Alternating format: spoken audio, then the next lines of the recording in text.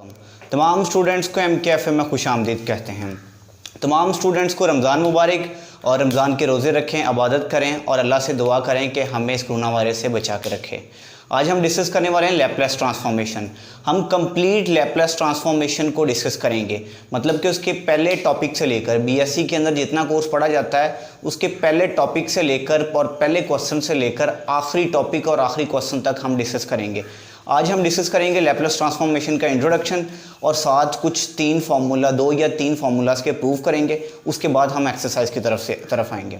तो हर एक्सरसाइज का हर क्वेश्चन जो है वो हम यहाँ पे सॉल्व करेंगे और उसको समझाएंगे, और किन नोट्स की मदद से हम ये कर रहे हैं या किन नोट्स से ये क्वेश्चन ले रहे हैं। अगर आपको वो चाहिए हो तो हमारे नीचे दिए गए नंबर पर कॉन्टैक्ट कर सकते हैं। तो आइए हम डिस्कस करते हैं सबसे पहले कि लैपलेस ट्रांसफॉर्मेशन क्या होती है। लैपलेस ट्रांसफॉर्मेशन हम डिफरेंशियल इक्वेशंस को सॉल्व करने के लिए भी यूज़ करते हैं, लेकिन वो यहाँ पे काम नहीं करेंगे, वो एक आगे टॉपिक है आएगा, उसमें हम डिस्कस करेंगे। आज हम सिंपली डिस्कस करेंगे कि लैपलेस ट्रांसफॉर्मेशन क्या होती है। असल में किसी एक फंक्शन का कोई एक वेरिएबल होता है। हमें पता है कि हर फंक्शन का कोई ना कोई वेरिएबल होता है।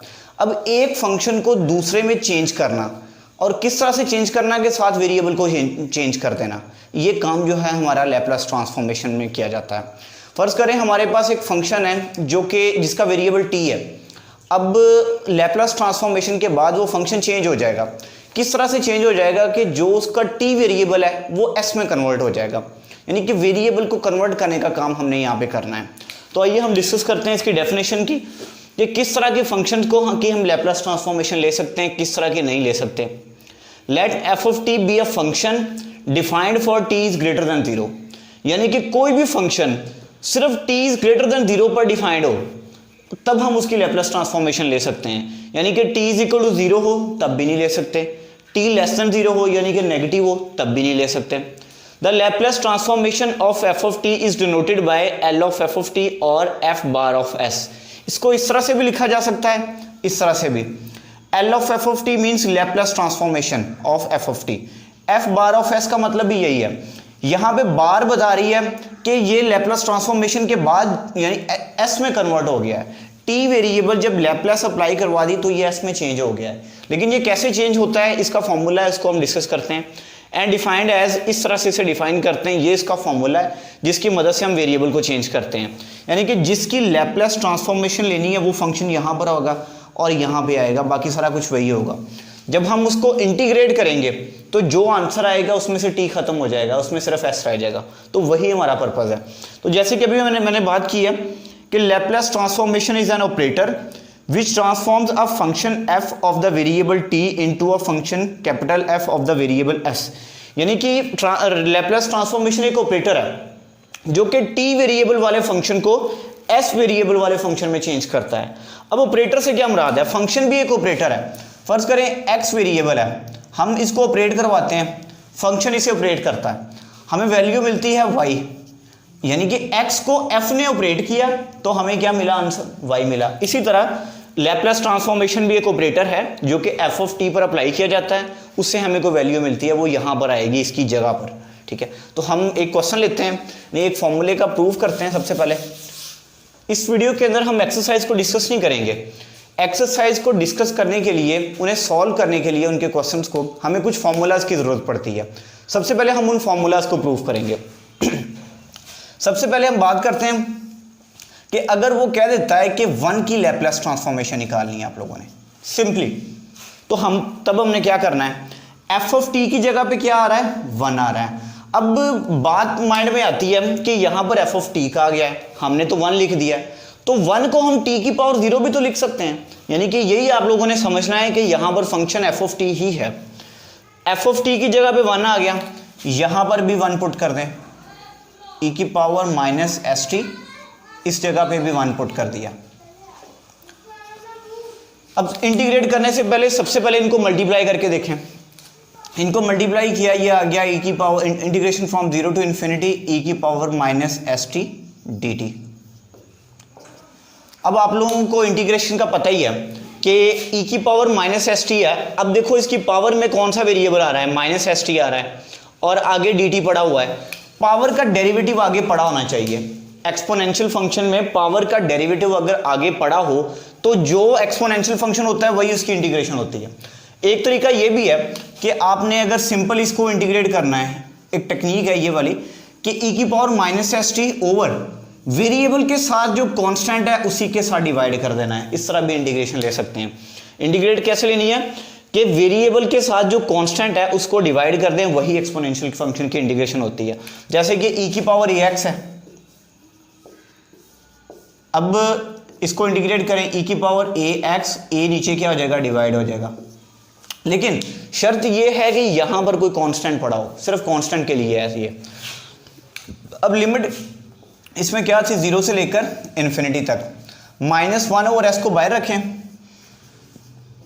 e की पावर माइनस s, पहले अपर लिमिट पुट करेंगे, t की जगह पे आ गया इन्फिनिटी, क्योंकि t यहां पे वेरिएबल है, t की रिस्पेक्ट में हमने इंटीग्रेट किया है। जिसकी रिस्पेक्ट में इंटीग्रेट किया जाता है उसी वेरिएबल के पर लिमिट अप्लाई की जाती है, यानी t की रिस्पेक्ट से किया है तो t की जगह पर ही लिमिट अप्लाई होगी। माइनस का साइन लगा के फिर लोअर लिमिट, e की power minus s into lower limit कितनी है, 0 है। इसे कैलकुलेट कर दें, -1 ओवर s। अब ये वाला जो स्टेप है ना, e की power minus s into infinity, ये बार बार आएगा, तो मैं इसको एक ही बार सॉल्व कर रहा हूँ, बाद में मैंने डायरेक्ट लिख दिया करना है, तो आप लोगों ने अभी देख लेना है इसे।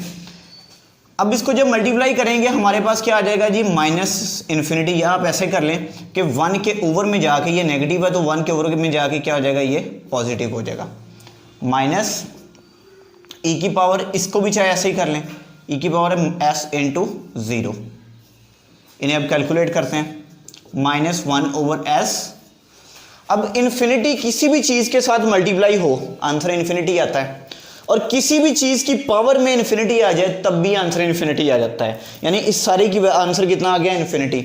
और 1 ओवर इन्फिनिटी कितना होता है, वो 0 होता है। किसी भी चीज़ के ओवर में इन्फिनिटी आ जाए वो 0 के इक्वल होता है।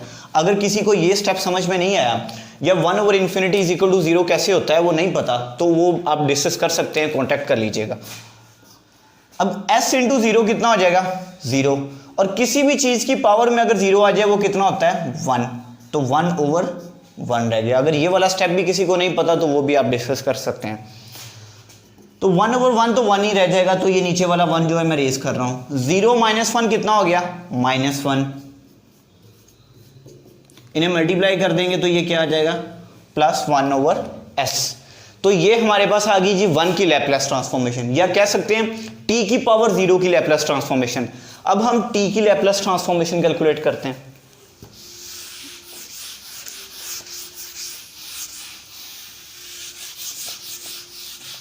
और बाद में हमने एक ऐसा फॉर्मूला बना देना है जिसकी मदद से हम किसी भी लैपलेस ट्रांसफॉर्मेशन कैलकुलेट कर सकते हैं, यानी कि t की, t square, t cube, t की पावर 4, 5 अलग अलग हमें कैलकुलेट नहीं करना पड़ेगा। एक छोटा सा फॉर्मूला बना देंगे, उसकी मदद से आसानी से हो जाया करेगा। लेकिन फिलहाल हम प्रूव करते हैं इनको। अब t की लैपलेस ट्रांसफॉर्मेशन कैलकुलेट कर रहे हैं, integration from 0 to infinity e की पावर माइनस एस टी।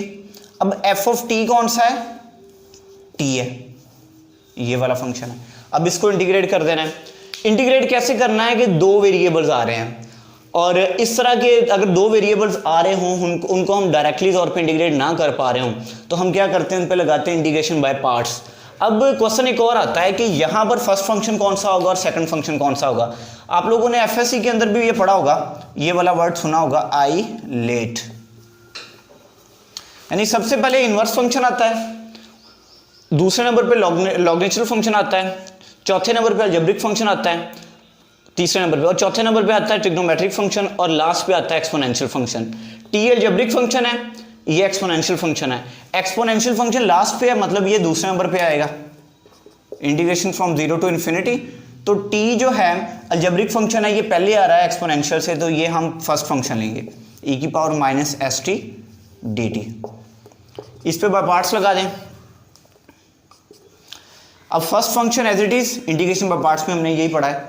और सेकंड फंक्शन की इंटीग्रेशन, अभी हम e की पावर माइनस एस टी की इंटीग्रेशन निकाल के आए हैं, वो क्या आई थी, ओवर में क्या हो जाएगा, माइनस एस डिवाइड हो जाएगा, और यहाँ पर लिमिट अलग से अप्लाई करवा दें, minus integration from 0 to infinity. यहाँ पे डबल इंटीग्रेशन आती है बाय पार्ट्स में, तो एक मैंने लिख दिया, दूसरी का मैं आंसर लिख रहा हूँ। दूसरी इंटीग्रेशन पे इस पे अप्लाई करवाएंगे तो क्या आ जाएगा ई की power minus S T over minus S. First function वैसे ही, सेकंड की इंटीग्रेशन माइनस, फिर इंटीग्रेशन, फिर सेकंड की इंटीग्रेशन और फर्स्ट का डेरिवेटिव। फर्स्ट का डेरिवेटिव टी का डेरिवेटिव कितना आ जाएगा, टी की रिस्पेक्ट में 1 आ जाएगा और इस इंटीग्रेशन का डी टी मैंने यहाँ लिख दिया। अब यहाँ पर जैसे हमने इंटीग्रेशन ली थी तो लिमिट अप्लाई की, यहाँ पर इंटीग्रेशन लेने के बाद लिमिट नहीं लिखी क्योंकि यहाँ पर भी लिमिट 0 से इन्फिनिटी तक है, पीछे ऑलरेडी 0 से इन्फिनिटी तक दी गई है, तो ये बाद में हम इंटीग्रेट करके ये लिमिट अप्लाई करवा देंगे। लिमिट सेम है तो इसलिए एक ही बार लिखेंगे, ज़्यादा 2 बार लिखने की ज़रूरत नहीं है। इसमें लिमिट अप्लाई करवाएं, पहले अपर लिमिट पुट की टी की जगह पे इन्फिनिटी, यहाँ भी टी की जगह पे इन्फिनिटी, ई की power minus S into infinity. अभी हमने बात की थी ये वाला, इसको हमने किसके इक्वल लेके आए थे, 0 के इक्वल लेके आए थे। इसका मतलब अपर लिमिट जब हम पुट करेंगे ये 0 हो जाएगा, 0 इससे मल्टीप्लाई होगा, सारे को क्या कर देगा, 0 कर देगा, माइनस। अब लोअर लिमिट पुट करें, लोअर लिमिट 0 है, 0 जब यहाँ पे पुट करेंगे इस टी की जगह पे तो ये क्या कर देगा, ये सारे को 0 कर देगा। जाहिर है 0 टी की जगह पुट करेंगे, बाकियों के साथ मल्टीप्लाई होगा तो वो भी क्या हो जाएगा, 0 हो जाएगा। अब ये वाला माइनस और ये वाला माइनस मल्टीप्लाई होके प्लस हो जाएंगे, इंटीग्रेशन फ्रॉम 0 टू इन्फिनिटी। और s जो है कांस्टेंट है, इसको बाहर उठा लेते हैं, e की पावर माइनस एस टी सिर्फ रह गया dt। ये तो खत्म हो गया, 1 ओवर s, इसकी इंटीग्रेशन लेते हैं e की power minus S T over minus S, limit from 0 to infinity. ये पहले बात कर चुके हैं कि किस तरह से ये इंटीग्रेशन आती है। अब इस पे लिमिट अप्लाई करवाएं, ये माइनस का साइन यहाँ पे मैं बाहर लेके आ रहा हूँ, ये s से मल्टीप्लाई होके s स्क्वायर हो जाएगा। अब यहाँ पे सबसे पहले तो अपर लिमिट पुट करें, t की जगह पे इन्फिनिटी पुट किया, e की power minus S into infinity minus. अब लोअर लिमिट पुट करेंगे, वो क्या करेंगे, t की जगह पे 0 पुट करेंगे, माइनस 1 ओवर एस स्क्वायर। इसकी बात अभी हम कर चुके हैं कि ये किसके इक्वल है, ये 0 के इक्वल आता है, तो ये तो 0 हो गया, माइनस। अब माइनस एस 0 से मल्टीप्लाई होकर 0 हो जाएगा, किसी भी चीज़ की पावर में 0 आ जाए वो कितना हो जाता है, 1 हो जाता है। और ये वाला 0 माइनस 1 कितना रह जाएगा जी, -1 ही किला रह जाएगा, -1 ओवर एस स्क्वायर, -1 से मल्टीप्लाई होगा तो क्या आ जाएगा जी, +1 ओवर एस स्क्वायर। टी की लैप्लास ट्रांसफॉर्मेशन है ये 1 ओवर एस, सॉरी 1 की, और टी की कितनी है ये 1 ओवर एस स्क्वायर। इसी तरह हम निकाल सकते हैं G T square, T cube, T4, लेकिन इस तरह हर एक की लैप्लास ट्रांसफॉर्मेशन निकालने के लिए हमें इतना लेंथी इंटीग्रेशन करनी पड़ती है, तो उससे बचने के लिए अब हमने एक फार्मूला बना देना है। फार्मूला किस तरह से बनाना है कि हम फर्ज कर लेते हैं कि जिन फंक्शंस की लैप्लास ट्रांसफॉर्मेशन कैलकुलेट कर रहे हैं वो t की पावर n है। n से क्या मुराद है, 0 भी हो सकता है, 1 भी हो सकता है, 2 भी हो सकता है, सो ऑन, कोई भी नंबर हो सकता है। तो इसकी हम लैप्लास ट्रांसफॉर्मेशन कैलकुलेट करते हैं, उससे एक फॉर्मूला बन जाएगा। बाद में जिसकी भी लैप्लास ट्रांसफॉर्मेशन कैलकुलेट करनी हो वो इसमें वैल्यू पुट करेंगे, हमारे पास आंसर आता जाएगा। तो इसका क्या करना है, जैसे हमने पहले कैलकुलेट किया है, e की power minus S T, T की n dt, यानी कि f ऑफ t की जगह पे उसकी वैल्यू लिख देनी है। बाय पार्ट्स लगाएं, जैसे हमने पहले बात किया कि अलजेब्रिक फंक्शन पहले आएगा तो t की n वैसे का वैसे ही, e की पावर माइनस एस टी की इंटीग्रेशन माइनस एस डिवाइड हो जाएगा, limit from 0 to infinity minus integration from 0 to infinity, again उसी फंक्शन की इंटीग्रेशन जिसकी पहले ली थी, तो वो क्या आएगी, e की power minus S T over minus S, और t की पावर n का डेरिवेटिव, पावर रूल लगाएंगे, n शुरू में आ जाएगा, t की पावर n में से 1 माइनस करेंगे, tn माइनस 1 रह जाएगा। अब ये तो जैसे पीछे हम बात करके आ चुके हैं इसकी, ये सारा 0 माइनस 0 हो गया था, इसी तरह सेम ये भी 0 माइनस 0 हो जाएगा, तो ये तो खत्म हो गया ना, इसकी तो हम बात ही नहीं कर रहे। इसकी तरफ आए, माइनस माइनस से मल्टीप्लाई होके प्लस हो गया, एक यहाँ पे n है, इसको बाहर निकाल लिया, कांस्टेंट है, और दूसरा s है, इसको भी बाहर निकाल लिया, integration from 0 to infinity, e की power minus S T, T की पावर n माइनस 1 dt। अब जिस तरह से हमने कहा था कि t की पावर n की जो लैप्लास ट्रांसफॉर्मेशन है वो ये है, उसी तरह अगर देखें तो यहाँ पर सिर्फ n की जगह पे क्या आ रहा है, n माइनस 1 आ रहा है। इसका मतलब ये हुआ कि ये वाली जो है t की पावर n माइनस 1 की लैप्लास ट्रांसफॉर्मेशन है, यानी कि इसकी जगह पे हम ये लिख सकते हैं n over s Laplace transformation of t की पावर n माइनस 1। तो हम क्या करते हैं, इसको इक्वेशन 1 का नाम दे देते हैं, टी की पावर n माइनस वन का की लैप्लास ट्रांसफॉर्मेशन कैलकुलेट करते हैं, वो यहाँ पे बाद में पुट कर देंगे। लैप्लास ट्रांसफॉर्मेशन ऑफ टी की power n minus one that is equal to, अब जैसे हमने लैप्लास ट्रांसफॉर्मेशन कैलकुलेट की है tn की, तो ये भी असल में एक फॉर्मूला बन गया है ये वाला l ऑफ टी की पावर n। अलग अलग हम सबकी कैलकुलेट नहीं करेंगे, इसी की मदद से हम कैलकुलेट करते जाएंगे। यहां पर n था, यहां पर n माइनस वन है, तो आप इसी की मदद से सॉल्व करें। जहां जहां n आ रहा है वहां वहां n माइनस वन पुट करें, n minus one over s, और लैप्लास ट्रांसफॉर्मेशन ऑफ इस n की जगह पे भी n माइनस वन पुट करें, t की पावर n माइनस वन और ये वाला माइनस वन वैसे, तो ये कितना हो जाएगा -2 हो जाएगा। अब जिस तरह से हमने t की पावर n माइनस वन की लैप्लास ट्रांसफॉर्मेशन कैलकुलेट किया, t की पावर n माइनस टू की करेंगे।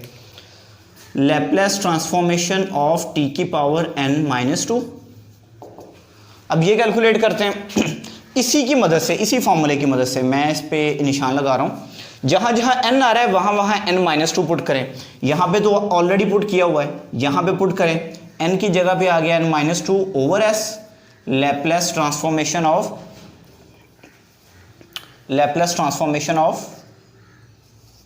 t की पावर, इस n की जगह पे n माइनस टू पुट करें तो ये कितना रह जाएगा n माइनस थ्री, ये बच जाएगा। अब t की पावर n माइनस टू की लैप्लास ट्रांसफॉर्मेशन पुट कैलकुलेट कर ली, वो यहाँ पुट कर देंगे, लेकिन मसला ये आ रहा है कि यहाँ पर फिर लैप्लास ट्रांसफॉर्मेशन ऑफ t की पावर n माइनस थ्री है। अब ये कैलकुलेट करते हैं, लैप्लास ट्रांसफॉर्मेशन ऑफ t की पावर n माइनस थ्री, इसी की मदद से कैलकुलेट करें। जहां जहां n आ रहा है वहां वहां क्या पुट करना है, n माइनस थ्री पुट करना है, तो ये आ जाएगा n minus three over s, Laplace transformation of, इस n की जगह पे n माइनस थ्री पुट करेंगे तो आ जाएगा n minus three minus one, यानी कि n माइनस फोर। इस तरह सोन चलते जाना है। लेकिन हम आगे बढ़ने से पहले एक छोटा सा काम करते हैं ताकि आसानी हो जाए हमारे लिए।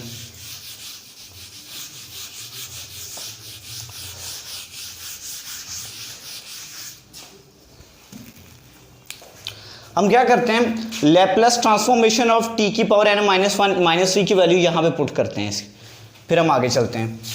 तो ये किसके इक्वल था, लैप्लास ट्रांसफॉर्मेशन ऑफ t की पावर n माइनस टू के। मैं पहले ये लिख रहा हूँ, लैप्लास ट्रांसफॉर्मेशन ऑफ t की power n minus two is equal to n minus two over s, और लैप्लास ट्रांसफॉर्मेशन ऑफ t की पावर n माइनस थ्री की जगह पे उसकी वैल्यू, ये क्या है जी, n minus three over s, Laplace transformation of t की पावर n माइनस फोर। अब ये लैप्लास ट्रांसफॉर्मेशन ऑफ t की पावर n माइनस टू की वैल्यू यहाँ पे पुट करें इस जगह पे, तो ये किसके क्या थी, लैप्लास ट्रांसफॉर्मेशन ऑफ t की पावर n माइनस वन और n minus one over s। उसके बाद क्या करना है जी, लैप्लास ट्रांसफॉर्मेशन ऑफ t की पावर n माइनस टू की वैल्यू पुट कर देनी है। वो क्या थी, वो अभी हम पीछे ये वाली पूरी लिख चुके हैं, n minus two over s, n minus three over s, Laplace transformation of t की पावर n माइनस फोर। अब जैसे जैसे हम लैप्लास ट्रांसफॉर्मेशन कैलकुलेट कर रहे हैं, हमने पहले t की पावर n माइनस वन का किया तो n माइनस टू आ गया, फिर इसकी लैप्लास ट्रांसफॉर्मेशन निकाली तो n माइनस थ्री आ गया, फिर इसकी निकाली तो n माइनस फोर आ गया। यानी कि n में से वन कम होता जा रहा है। कैसे, पहले n, फिर n माइनस वन, फिर n माइनस टू, फिर n माइनस थ्री, यानी कि मजीद वन कम होता जा रहा है। तो हम इसको इस तरह लिख सकते हैं, n minus one, n minus two, n minus three over s, so one कम होता गया। जैसे ये 1 2 3 आगे 4 5 6 7 इस तरह सो ऑन आता गया। एक टाइम ऐसा आया कि n में से कम जब वैल्यू बढ़ती गई 4 5 6 7, तो ऐसा आया कि t की पावर में सिर्फ 1 बच गया। क्यों? क्योंकि n भी असल में कोई नंबर है, कोई फाइनाइट है, इनफाइनाइट तो नहीं है। n में से फर्ज करो ये 100 है, तो हम 99 जब यहाँ पे आ जाएगा तो यहाँ पे 1 रह जाएगा, यानी कोई फाइनाइट नंबर है ना। तो इसलिए हमने क्या कि कम होते होते ये कहाँ तक पहुँच गया, ये t की पावर 1 तक पहुँच गया। n minus one over s, n minus two over s into n minus three over s, so on. अब लैप्लास ट्रांसफॉर्मेशन ऑफ t की पावर 1 इसी की मदद से आप कैलकुलेट कर सकते हैं। इसी की मदद से जहां जहां n आ रहा है वहां वहां आप लोग 1 पुट कर दें। यहां पे 1 पुट किया, ये ऑलरेडी है हमारे पास, 1 over S Laplace transformation of, यहां पे 1 पुट किया, 1 माइनस 1 कितना हो गया 0 टी की पावर 0, ये आ गया। अब इन्हें सिंपली आप लोग मल्टीप्लाई कर दें, n minus 1 into n minus 2 into n minus 3 so on 1 over s dot s so on s। t की पावर 0 कितना होता है 1 होता है, किसी भी चीज़ की पावर में 0 आ जाए वो 1 के इक्वल होता है। और हमने पीछे थोड़ी देर पहले 1 की लैपलेस ट्रांसफॉर्मेशन कैलकुलेट की थी, वो कितनी आई थी 1 ओवर s। और दूसरी बात, अगर दिखा जाए तो 1 कम हो रहा है, यहाँ से 1 कम हुआ, इसमें से मजीद कम हुआ, 1 कम किया तो ये बना, फिर इसमें से 1 कम किया तो ये बना, इस तरह इसमें से 1 कम करेंगे तो अगला बनेगा, एंड पे 1 बचा, तो 1 से पीछे वाला कौन सा होगा, वो 2 होगा, क्योंकि हम तो 1 1 कम कर रहे हैं ना, तो इससे पीछे वाला हमारे पास क्या होगा 2 होगा। तो हम इस तरह लिख सकते हैं ना, हमें पता है फैक्टोरियल का कि अगर 7 का फैक्टोरियल है तो हम 7 से पीछे वाले जितने भी एलिमेंट्स हैं उनको क्या कर देते हैं, उनके साथ मल्टीप्लाई करवा देते हैं, इस तरह से फैक्टोरियल निकालते हैं। तो n माइनस 1 सबसे बड़ा है, बाकी सबसे छोटी हैं और ये 1 तक मल्टीप्लाई हो रही हैं, तो हम इन्हें n माइनस 1 का फैक्टोरियल कह सकते हैं। अब मसला ये आ रहा है कि जो नीचे वाली वैल्यूज़ हैं इनको मल्टीप्लाई करवा के क्या आंसर आएगा, हमें तो पता नहीं है ये कितनी है। तो एक चीज़ याद रखनी है, 7 फैक्टोरियल, जितने का फैक्टोरियल होगा उतने ही उसमें एलिमेंट्स होंगे, 1 2 3 4 5 6 7। इसी तरह n माइनस 1 के ओवर में s था, एक s और ये 2s और ये 3s, इस तरह सोन। अब यहाँ पर सबसे बड़ा कितना है n माइनस 1 है, इसका मतलब कि जो s हैं ये भी n माइनस 1 ही होंगे। तो हम यहाँ पे इसको क्या कर सकते हैं, इनको मल्टीप्लाई किया तो s की पावर n माइनस 1 आ जाएगी, क्योंकि अगर 2s होते तो s स्क्वायर आ जाता है, 3s होते तो s क्यूब आ जाता है, लेकिन ये n माइनस 1 s है इसलिए ये s की पावर n माइनस 1 आ जाएगा, क्योंकि ऊपर से इसकी मदद से हमें अंदाजा हुआ है कि ये सबसे बड़ी वैल्यू ये है, जैसे कि यहाँ पे 7 थी तो उसका जिसका फैक्टोरियल बन रहा है, तो जितने ये एलिमेंट्स हैं, जितने ये नंबर हैं, उतने ही उसकी पावर में आएंगे, s की पावर n माइनस 1, और ये डॉट 1 ओवर s जो है ये वैसे का वैसे ही आ जाएगा।